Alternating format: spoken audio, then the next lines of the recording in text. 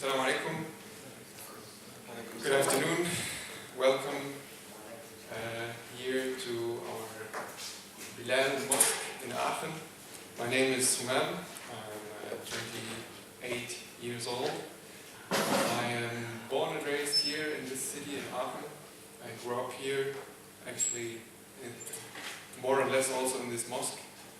I am married. There's my wife over there, Huda.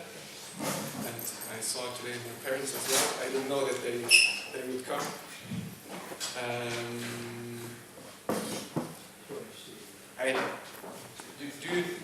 looking for the guy I was talking before. Do you know yourself as a group? Yes. You're coming since a while or since a couple of days? Since Monday morning. And what was your program so far? Well, I mostly organized, so maybe someone else was there. Just that I know. Yeah. Someone else might just have a quick overview for us what you already did in Cologne and. Yeah. Come on. So we spent 4 days in Poland, and we were tackling the first of our topics here. That was mainly migration and integration. During that time, we did a mixture of workshops, speeches, and visits to different important places for this topic. Then 2 days ago, we came here to Aachen to continue with the topic and also include gender equality. Okay, so the overall topic is migration, or is it more religious, or is the religion part of that? Well, the project is called Euro-Arab. We have participants from Europe, we have participants from Egypt, and we have participants from Palestine. So we wanted to see all this topic from this intercultural point of view, also from those sides, the European and the Arab one. Okay. Religion is an important topic for this dialogue. Okay, nice. Very, very interesting. Sounds very interesting. I try to give you an overview about this mosque here itself. What we do here, what the activities here are here at the mosque. Maybe this is even a more interesting point than usually, because usually when we have groups here, they come mainly from Germany, and they're interested in the religion mainly, I would say, because this is the thing which they don't know. But what I hear is also might be interesting from your points of view. What are the activities here compared to your home country, etc. This mosque is one of the oldest mosques in Germany. It was founded in 1964. We have a large university here, RWTH Aachen. It's a technical university. It's well known, I would say. And there were a lot of students coming from Arab countries who studied here, and they needed just a place to pray. And they gathered, and first they started in simple rooms to pray, and after a while, they decided to build something. So they went around, gathered donations, etc. So as I said, in 1964, this mosque was found. Actually, it was looking different. It got extended later on. In the first round, I would say, it was mainly this praying room over there. This was an open place here. It was a bit like the Moro style? Yeah, I don't know if that's the English translation. There was an open place here. As I said, only this praying room, and in roughly 10 years later, because it was not big enough, people start already to build an extension. So we got this room closed. We got additional rooms up there. We got rooms downstairs where offices, small classrooms are simple rooms. This room is our room which we can use for various purposes. On Fridays we pray here. We put carpets on the floor, on the ground, like over there a bit. people pray here, but as well like groups with you or other seminars, etc. Which leads me already over to the activities. First of all, the common languages here, to some might be surprising, to some not. It's German. We have people from very different countries. Germany, of course, Arabs, Turkish people, Indonesia, Malaysian, etc. And all have to communicate in one language. And of course, when they study here or when they live here, whatsoever, they should be sooner or later be able to speak German. And that's the common language here. But of course, we have also groups when people gather from. As mentioned, when they come for studying, they often, of course, meet in groups with their background. We have Turkish groups, we have Arab groups here. We have different kind of lessons which you could take here, starting from Arabic lessons, Islamic lessons, but also German lessons to some people. So you can educate here.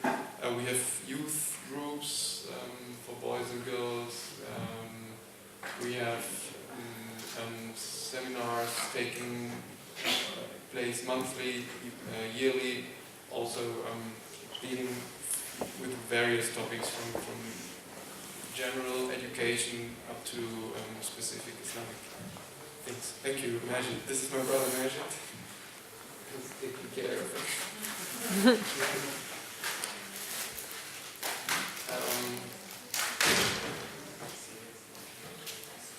This mosque is, I would say, independent in terms of that we have a lot of mosques in Germany which have I would say, Turkish background. Some are also from the, Diyanet DITIB. Maybe some of you heard. This is I would say, the Turkish ministry for religious purposes, right? Yeah.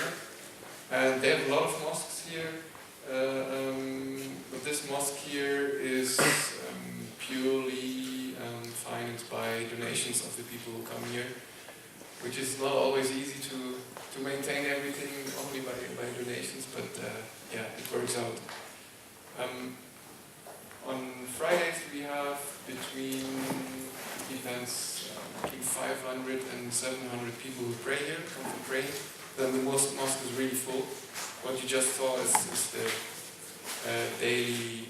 one of the daily 5 prayers. Anything else I missed? Or do you have questions specifically to the mosque? I have 2 questions for you.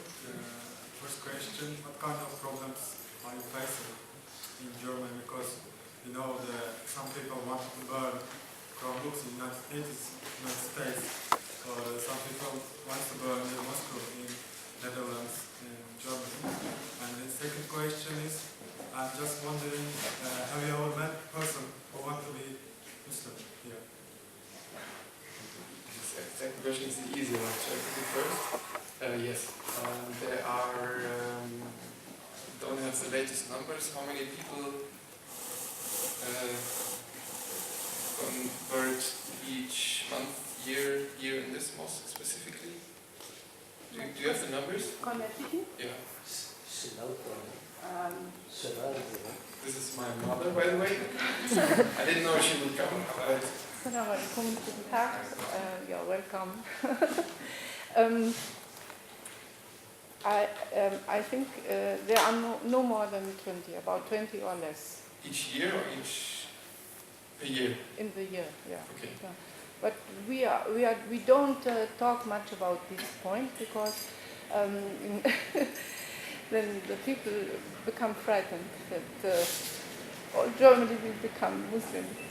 Yes. We are very careful with this I'm trying point. to show off, say, we have thousands of people converting here, but actually at the moment, and this leads to your first question, at the moment the situation here is not so, that it's not the best message if you tell people there are a lot of people and we are big and whatsoever, because Yeah, the first question, what problems do we face here? Many. Discrimination. First, I think, but this is my personal thing, everyone can tell own experiences, but I think one of the biggest problems is that people have a wrong picture of Islam.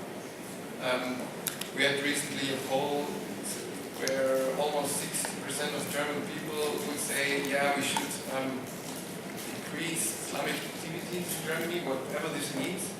And when you read this, it's like, yeah, what was their problem with Islam?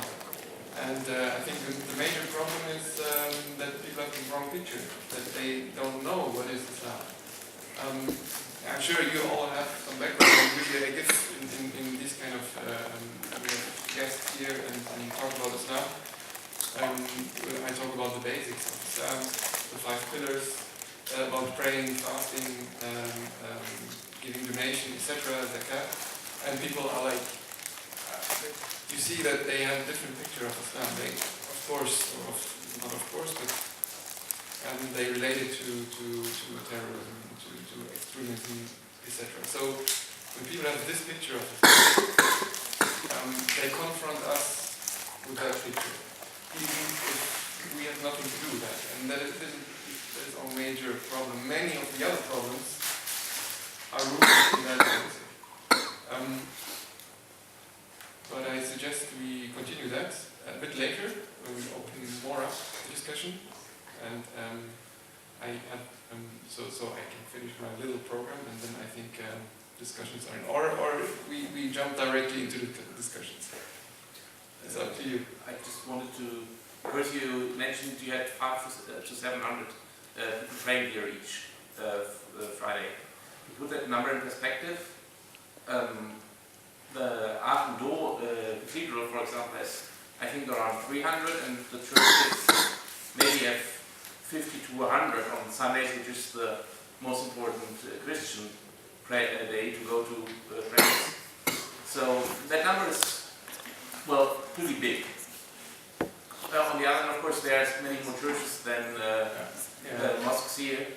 But, well, to your statement that you were confronted with many, let's say, misconceptions, is that Germany has become a very unreligious or irreligious country, and when you're among Christians, actually many have also quite a bad picture about the Church. There's different issues with Islam and with, say, the Catholic Church, but many Germans are not fond of religion at all anymore. Right. And there's some even have the kind of feeling that they think, yeah, it took us a lot of effort to push back the church, and now the Muslims come. Oh my God, no, not again. Things like this. So there's a mix of many misconceptions, I'd say.